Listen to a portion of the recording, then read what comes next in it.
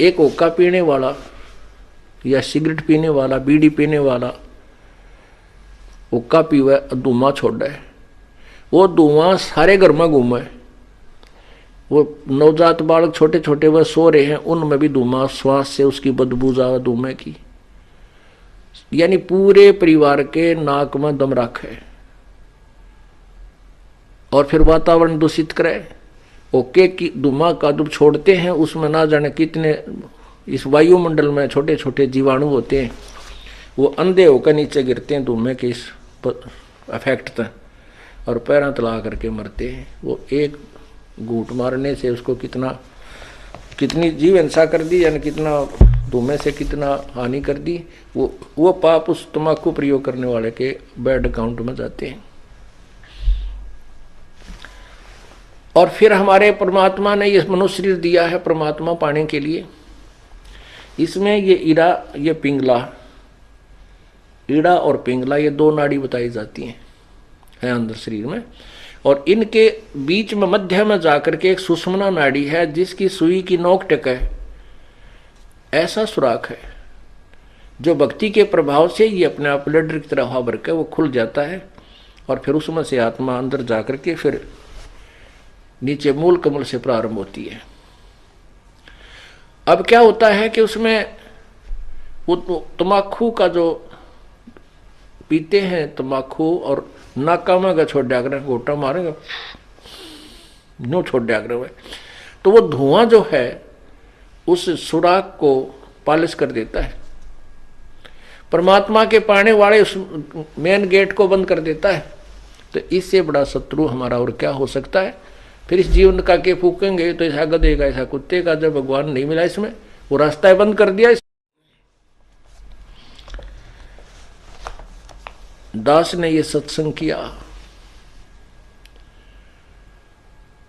और वो पुण्यात्मा जो बूढ़ा मैं बताऊं था कि भाई बुढ़ापे में सारी उम्र तक खो दी और 65 साल की उम्र हो ली थी, ये सत्संग सुन रहा था ऊपर बैठ कर दूसरे बेटे की छत पर, आगे पाखंडी है मेरा छोरा भुका लिया, मनवनों का था मेरे से गंदे गंदे विचार आवे थे आप आए जब आपके। तो उसने पहले हम 3 दिन सत्संग करते थे, 2 रात को, अगले दिन सुबह कर करके फिर भोग लगा के हम प्रस्थान करते थे। तो पहले दिन तो उसने सुना बूढ़े ने सत्संग, और दूसरे दिन तो वो सत्संग जब अगले दिन भी उसने सत्संग सुना, भोग लगना था अगले दिन तो बूढ़ा यानी शाम के समय जब सत्संग खत्म हो लिया वो आ गया, और वो पहले उस बच्चे ने उसके अपने पुत्र वधू ने कई बार ने कहा था तुमने नाश करोगे हैं, यहाँ के बुला लिए ये नाश करने लग रहे, तुम ऐसे ऐसे करते हो, ये पाखंड क्या कर रहे हो तुम। तो उसकी पुत्र वधू ने सोचा ये बूढ़ा है भी महाराज जी ने कि मुन्नी सी किस कहेगा, यो इज्जत का गाक बनेगा हमारी का। अब बोल रहा कि उसने बाप आकर बैठ गया और वह खड़ी होगी दूर सी, अकीब देखे रखे के बोल रहेगा इसने के का बूढ़ा, और लोग ने शर्म लिया और भाई मैं माना रहा मारे इनके कहेगा। तो बूढ़ा ने बोला महाराज जी हमें पता था कि भाई जो सत्संग नहीं सुनते वह ठीक तो बोला नहीं करे, हमने सारी तरह के आदमी देखे, 4-5 वर्ष गांव गांव में गए, हमने कोई इससे लेना देना नहीं था भाई, कोई राजी बोला उसका बोला, बुंडा बोला, अपने जुबान और कान दोनों बंद कर लेते। मैं कह लेगा मानने का थोड़ी बहुत बतावाएंगे भाई, नहीं मानने का तो इसकी मौज है। कहने लगा महाराज जी मेरे ये 3 बेटे बताए, उसने 2 इतना ध्यान नहीं। ने बोला हमारे पास 2 किले थे, आज मैंने 8 किले 9 किले और मोल लिए अपने जीवन में, और पशु से भी बदतर धंधा किया हमने,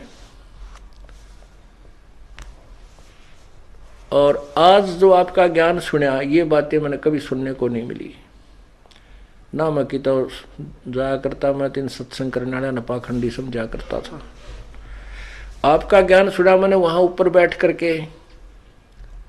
अब मेरा केरा होगा न्यो कह कर बूढ़ा रोन लग गया, जिस तरह बालक रोया करे न्यो पड़ के।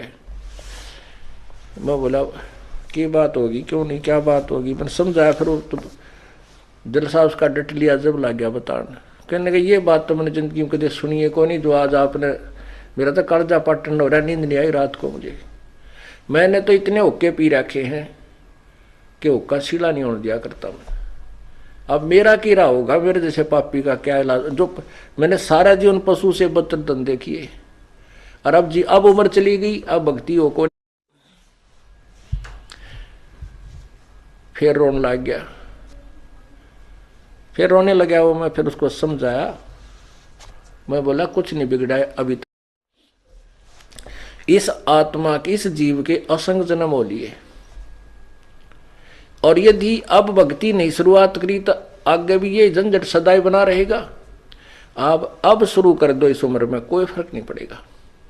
न बताइए अब क्या होगी, दिन के बरा कह दिन का मैं मान हूं, मैं कितने वर्ष का, अब तो मुश्किल है, नो नाड मारे। फिर उसको समझाया कि ध्यान से सुनो आप, जैसे कुएं में बाल्टी पड़ दी हो, डोल है, बाल्टी होती है जिसका रस्सा बांध कर पानी बाहर खींचते हैं, और वह बाल्टी कुएं में चल पड़ी और उसका जो रस्सा लटकता हुआ आ रहा है। यदि हाथ पैर मार कर दौड़ धूप कर उस रस्से को लास्ट बीट, उसकी जो लास्ट एंड बीट है ना पूछड़ी, वह नेजू की उस रस्से की, बाल्टी के बंधे हुए रस्से की पूछड़ी ठहगी, यानी एंड भी मिल गया, 4 उंगल का रह रहा, वो भी हाथ में आ गया तो कुछ भी ना गया, वह बाल्टी भी और पानी भी मिला। अब जावत ये कि जब हाथ पा नहीं मारेंगे तो गई, वो तो जा ही रही है। पहले लंबे लंबे रस्से हुआ करते, गहरे पानी होते थे कुओं में, और कम से कम 50, 60, 100 फुट तक की लंबी रस्सी होती थी, तो उसको जाने में भी समय लगता था। तो अगर उसकी पूछड़ी भी ठहगी ना नेजू की, उस रस्से की, तो कुछ भी कौन गया, और नहीं हाथ पा मारेगा तो गई, फिर तो कुछ भी हाथ नहीं लगेगा। यह बात उस बुढ़े के कसूती जच गई। मैंने उसको समझाया कि आप नाम शुरू करो, मोक्ष नहीं होगा तो मनुष्य शरीर आपको गारंटीड मिलेगा। वैसे तो मोक्ष इसी में हो जाएगा, कोई बड़ी बात नहीं है। आप सत भक्ति करो, सच्चे मन तक लगो और पूरी मर्यादा निभाओ, मुक्ति में कोई बात है।